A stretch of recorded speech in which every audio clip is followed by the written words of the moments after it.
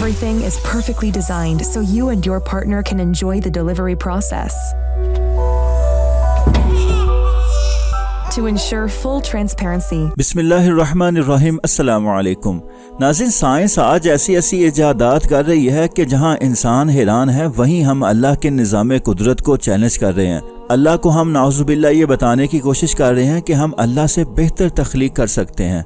नाज़रीन, आज से 23 साल पहले 1999 में एक मूवी रिलीज़ की गई थी जिसमें पहली दफ़ा आर्टिफिशियल इंटेलिजेंस का मुतारफ़ करवाया गया था और उसमें दिखाया गया था कि किस तरह इंसान भी फसलों की सूरत में खुदकार तरीके से पैदा होगा। इंसान तो माँ के पेट के अंदर 9 माह गुजार के फिर पैदा होता है, मगर उस मूवी में ये चीज़ दिखाई गई थी कि इंसान भी दुनिया में इस तरह पैदा होगा कि जिस तरह हम फसल तैयार करते हैं कि या जिस तरह हम मुर्गी के अंडों से चूजे निकालते हैं, इसी तरह इंसान माँ के पेट की बजाय इंसान को हम आर्टिफिशियल इंटेलिजेंस के ज़रिए पैदा करेंगे। और इस चीज़ को एक मूवी तक महदूद नहीं रखा गया, ये बार बार हॉलीवुड की मूवीज़ में दिखाया जाता रहा कि किस तरह इंसान आर्टिफिशियल इंटेलिजेंस के ज़रिए पैदा होगा।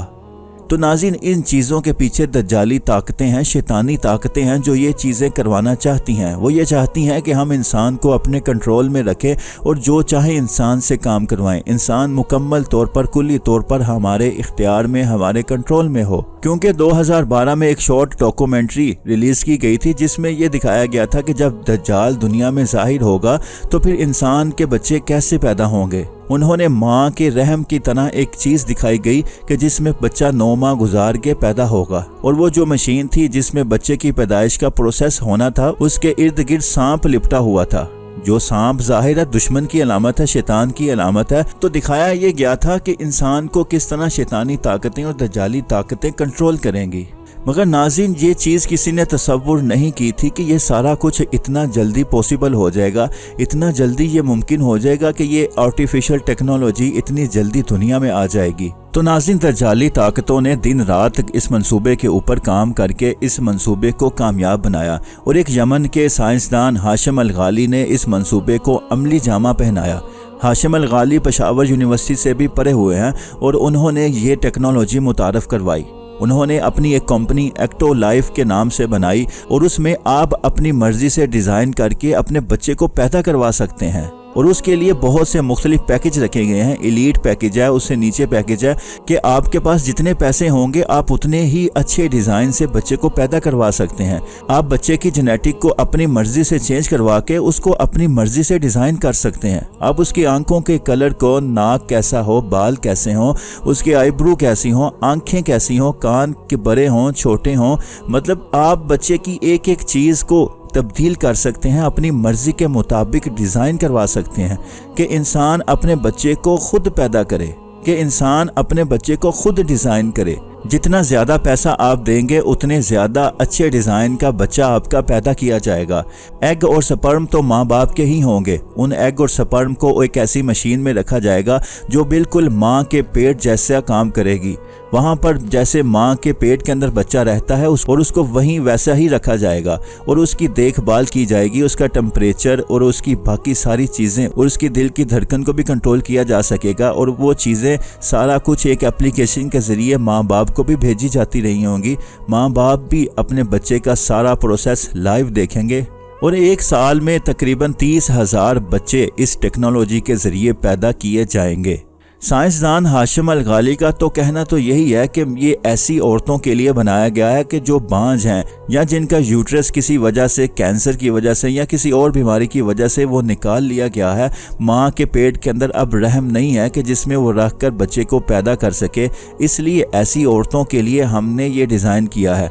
मगर शुरू में ऐसा ही कहा जाता है, कोई भी टेक्नोलॉजी मुतारफ़ करवाई जाती है तो उसका पॉजिटिव फेस दुनिया को दिखाया जाता है, नेगेटिव फेस या जो असल हकीकत होती है वो छुपा कर रखी जाती है और फिर जो असल हकीकत होती है, जो शैतानी मंसूबा होता है, वो आहिस्ता आहिस्ता बाहर निकालते हैं। और इसी तरह साइंटिस्ट का कहना है कि सी सेक्शन में जो औरत को तकलीफ़ होती है या डिलीवरी में जो औरत को तकलीफ़ होती है, औरत अपने पेट में 9 माह बच्चे को रखती है और जिस कदर तकलीफ़ से वो गुजरती है, इन सारी चीज़ों को मद्देनज़र रखते हुए हमने औरत को रिलीफ देना चाहते हैं कि बच्चा औरत के पेट की बजाय इस टेक्नोलॉजी के ज़रिए इस मशीन में रहे और हम अपनी मर्ज़ी के मुताबिक बच्चे को पैदा करवा सकें।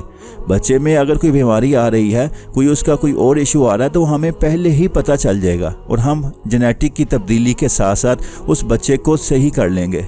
तो माँ के पेट के अंदर जिस तरह बच्चा पैदा होता है, ऐसे ही इस मशीन के ज़रिए, इस टेक्नोलॉजी के ज़रिए बच्चे को पैदा किया जाएगा। और जब बच्चा माँ के पेट के अंदर होता है तो उसके माँ के साथ कनेक्शन होते हैं।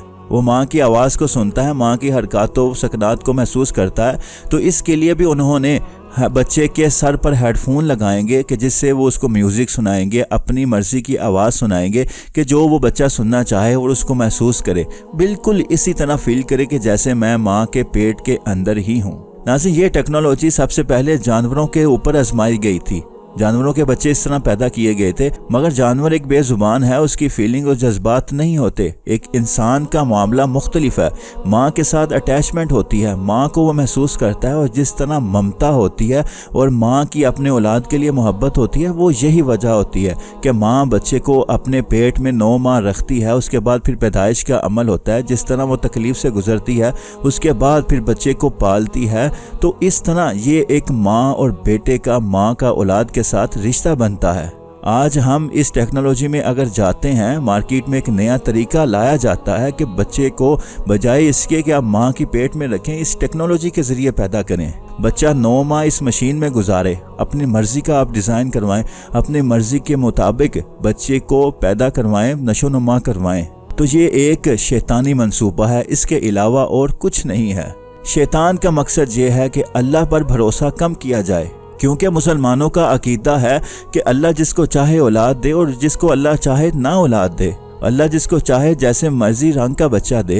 अल्लाह की पैदाइश है। अल्लाह कहता है कि मैंने हर इंसान को एहसन पैदा किया है, कि इंसान को खूबसूरत पैदा किया है। और हम कहते हैं कि नहीं, अल्लाह खूबसूरत पैदा नहीं करता, हम अपनी मर्जी से पैदा करेंगे। हम अल्लाह की तख्लीक को चैलेंज कर रहे हैं, अल्लाह को बता रहे हैं कि नहीं, हम बेहतर तरीके से पैदा कर सकते हैं। नाउज़ु बिल्लाह।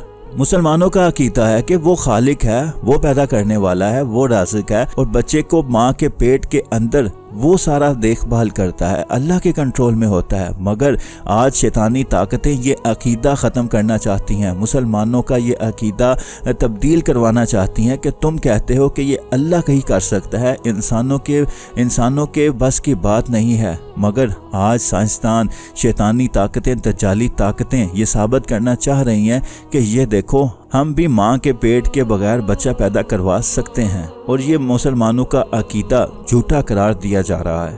और दज्जाली ताकतें असल में यही तो चाहती हैं कि दुनिया का कंट्रोल हमारे हाथ में हो।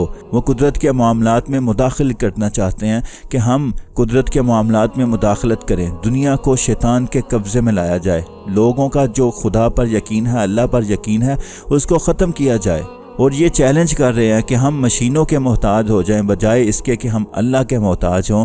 मगर जब बच्चे मशीनों के ज़रिए पैदा होंगे, अल्लाह की तख्लीक को हम चैलेंज करेंगे, तो फिर अल्लाह के अजाब का इंतज़ार हमें करना पड़ेगा। क्योंकि अल्लाह का फिर अजाब ऐसी कौमों पर आता है कि जो कौम अल्लाह के कानून के साथ छेड़छाड़ करती है।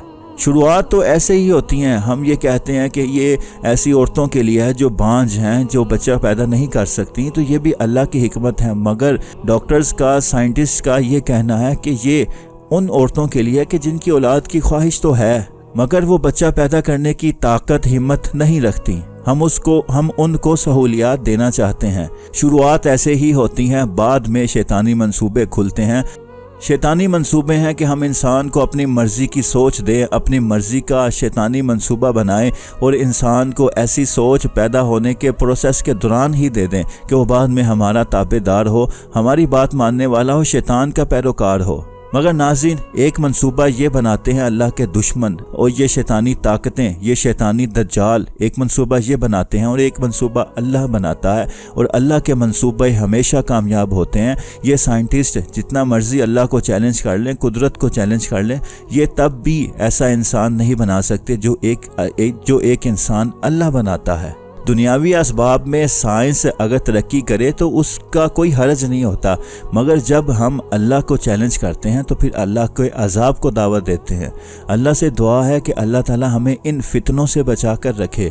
हजूर सल्लल्लाहु अलैहि वसल्लम की हदीस है कि क़यामत के नज़दीक फितने बारिश की तरह आएंगे और इंसान का बचना मुश्किल हो जाएगा, और बचेगा वही जो कुरान और हदीस को थाम कर रखेगा। तो अल्लाह हमें इन फितनों से बचाए, हमें कुरान और हदीस के रास्ते पर चलने की तौफीक भी दे। आमीन सुम्मा आमीन।